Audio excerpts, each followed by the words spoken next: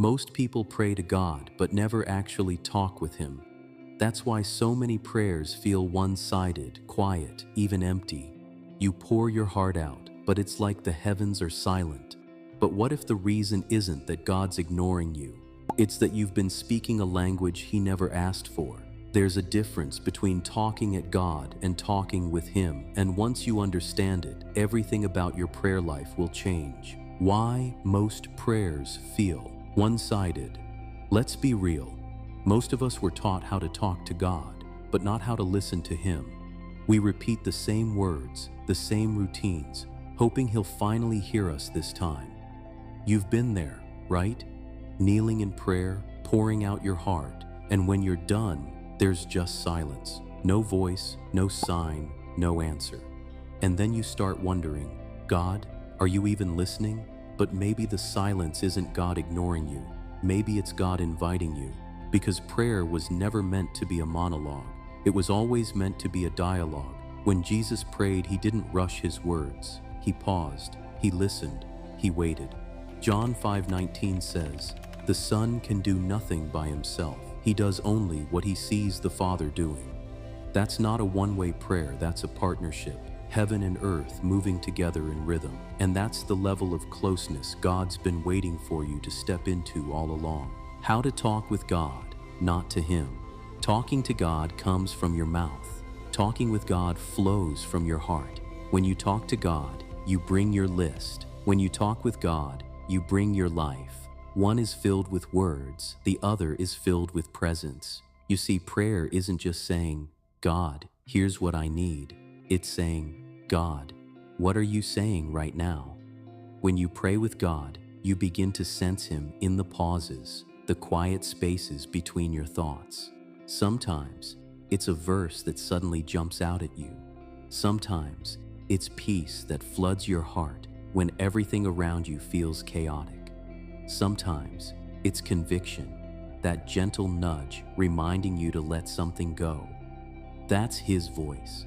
That's Him speaking with you. Remember Elijah? God wasn't in the wind or the earthquake or the fire, He was in the whisper.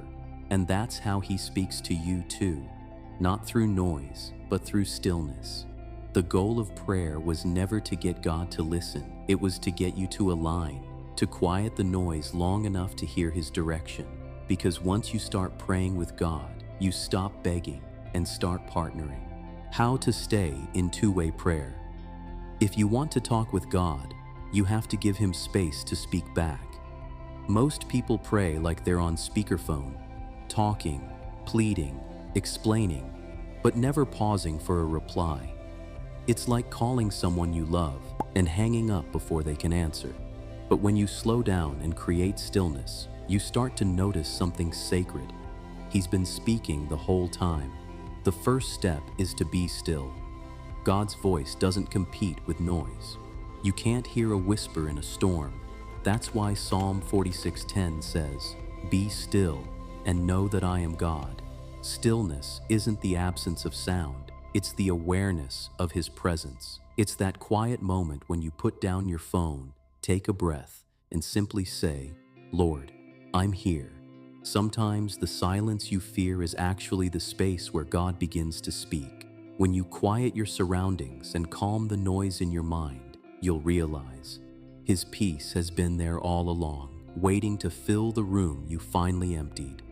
The second step is to be honest. God isn't impressed by long or perfect prayers. He's moved by true ones. Tell Him when you're angry. Tell Him when you feel lost. Tell Him when you're tired of pretending.